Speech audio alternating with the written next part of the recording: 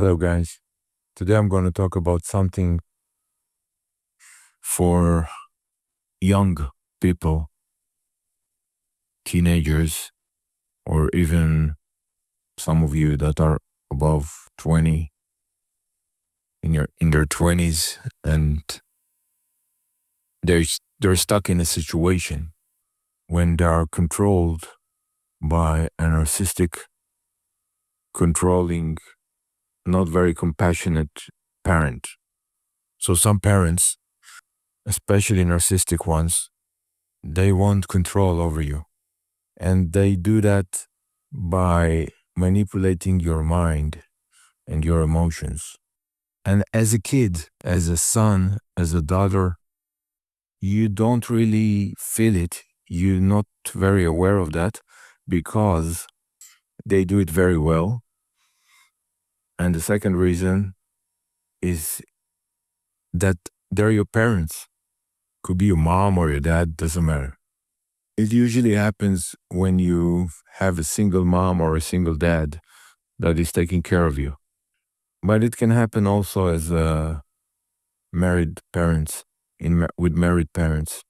The thing is that this control leads them to manipulate you so you don't do something to rescue yourself that can make you independent and out of their control. Now, how they manipulate you. And this is very, it's cruel because it doesn't have any compassion, especially from a parent. And I need to warn you first, before I'm starting to talk about it. Your parents, your mom or your dad that does that to you, what I'm going to describe now, they don't do it because they are bad people. They do it because they are wounded inside emotionally. They have problems that they brought with them from childhood.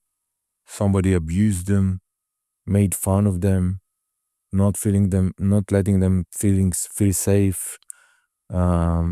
Usually it comes from a place like that. It can come also from other places, but that doesn't matter. The thing that you need to understand that you're not fighting them, you're not trying to change them. This is what they are. You don't even have to be angry at them, or you don't need to rage inside of you about them. It's not their fault. They're not bad people. That's how they are, and there's nothing to do about it. But the moment you are aware of how it happens and what this manipulation does to your mind, to your soul, to your progress, to your chance to be independent and successful, you have a better chance to get out of there and start your life. And I'm talking from straight experience. It's not from books or videos or anything else. It's just from my own personal experience. So the first thing they do is to make you emotional disabled. It means that any relationship that you got, any loving relationship, friendship relationship that you got, they will try to manipulate you to believe that it's not right, it's not real, and that there's some kind of a problem here, you investing too much, or they want you too much, and they're obsessed with you. They will find something, they will raise something to show you that there's a problem. And this is one of their techniques to isolate you. And they can do that very gently and subtle. You won't even notice they do that. That's the first thing they do. And that's your parents. Yes. Your parents that's supposed to love you, to give you comfort, and to feel good when you feel good. That's That's what they do. That's why there's something fundamentally wrong with them. But again, it's not their fault. That's who they are. You'll never be able to change that. The only thing you can change is your own life. You can rescue yourself from this chaos. That's the only thing you can do. The second thing they do is they sabotage your self-confidence.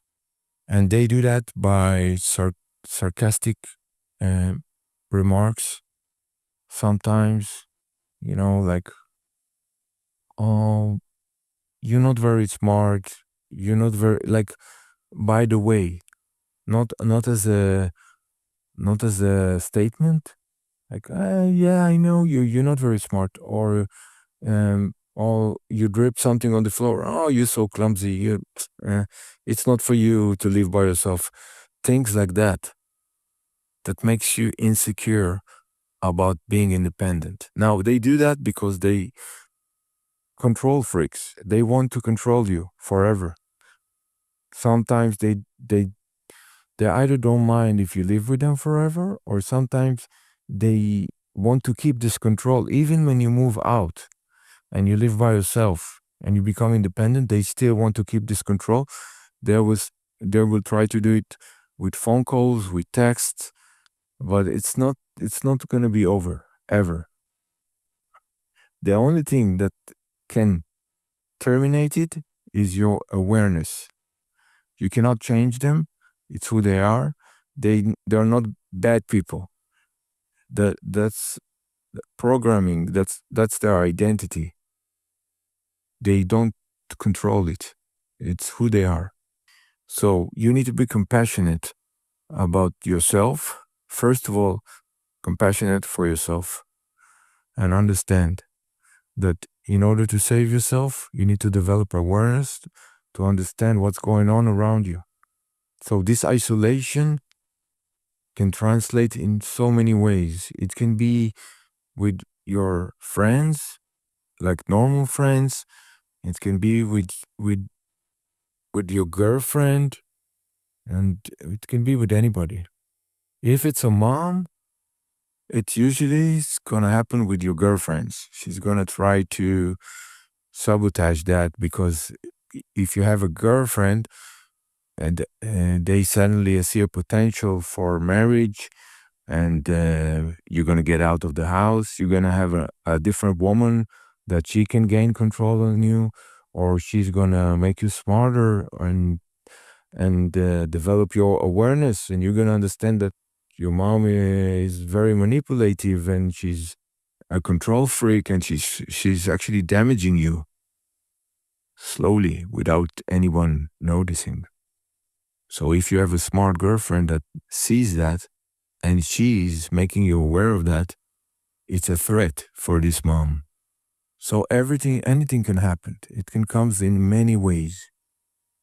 And the idea here is to develop awareness. Now, if you're not sure that it's happening, I'm suggesting you to follow her reactions for you being happy or you being sad. What do I mean? I mean that if you are happy and she's sad about it, that you are happy now, like you act and you show that you're happy. Let's say you come back from a date, you met a beautiful girl that she's smart and nice, and you're so happy, and you come home and you share it with her, and you're happy and you're smiling, and suddenly you see that she's, instead of being happy for you, she's grieving. She almost cries. It's like she feels that she's losing you. She's losing control over you. So that's a red flag that's the kind of mom you have. Another red flag is the opposite. When you're sad, when you act sad and depressed, you can even try it, like just act like you're sad and depressed, and suddenly she's happy. Suddenly she's acting loving. usually those people, they don't have this they don't have the capacity to love because they barely love themselves. They don't love themselves most of the time. They hate themselves.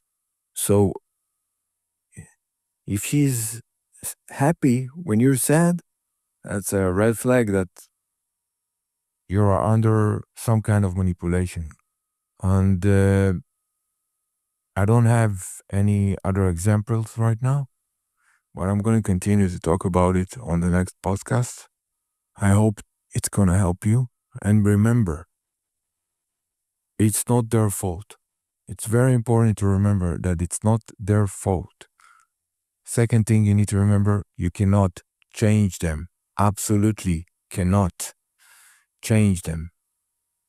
If they decide that they have a problem and they want to solve this problem and they go to I don't know, a shrink or something to fix them, they can do that. But it's not your problem.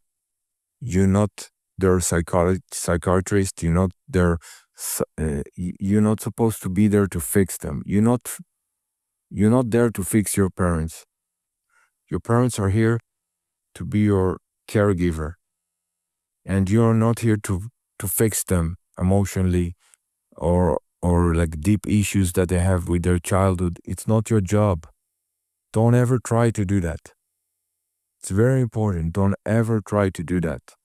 And that's it. I hope that's it for today. I hope that this it helps. Opens up your awareness to what's going on with you.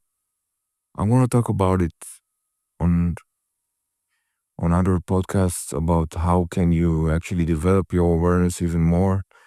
And the most important thing is to just get out as fast as you can. Just to make to start a plan and